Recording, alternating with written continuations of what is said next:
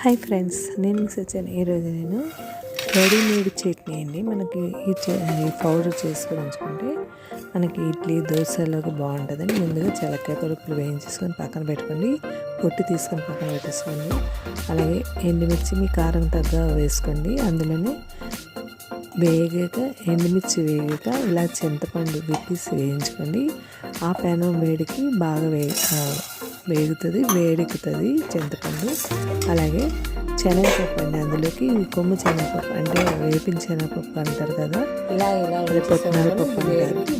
అదే గ్లాసుడు, నేను గ్లాసుడు శనగపప్పు గ్లాసుడు పల్లీలు వేయించుకొని తీసుకున్నానండి. పక్కన పెట్టుకొని అందులో జీలకర్ర, ఈ చింతపండు వేడెక్కింది కదా, మనం మిక్సీ జార్లో ముందుగా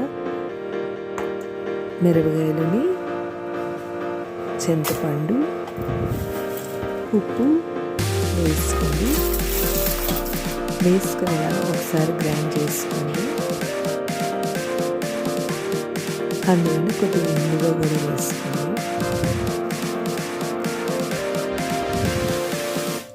వేసుకొని ఇలా గ్రైండ్ చేసుకుంటే మీకు బేగా అవుతుంది. అదే మనం చెలక్కాయ పలుకులన్నీ వేసుకొని వేయించుకున్నారనుకోండి, అంటే చెలక్కాయ పలుకులు బాగా మెత్తగా నలిగిపోతాయి. అందుకే ముందు మిరపకాయలు వేయించేసుకుని అందులో చెలక్కాయ పలుకులు వేసుకొని ఒకసారి వేయించుకోండి.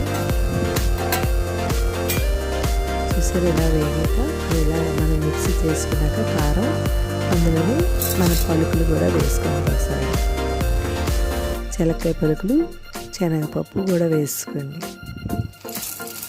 అప్పుడు మనకు పొడిగా ఉంటుందండి.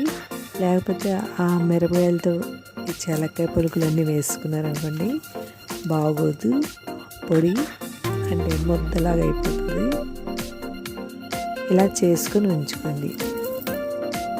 అందులోనే కొన్ని ధనియాలు కూడా వేయించుకొని వేసుకొని ఇలా పొడిలా చేసుకొని మిక్సీ చేసుకోండి. ఇలా పొడిలా చేసుకొని ఒక సీసాలో స్టోర్ చేసుకొని ఉంచుకోండి. ఇది మనకు చట్నీలోకి వాటిలోకి చాలా బాగుంటుంది.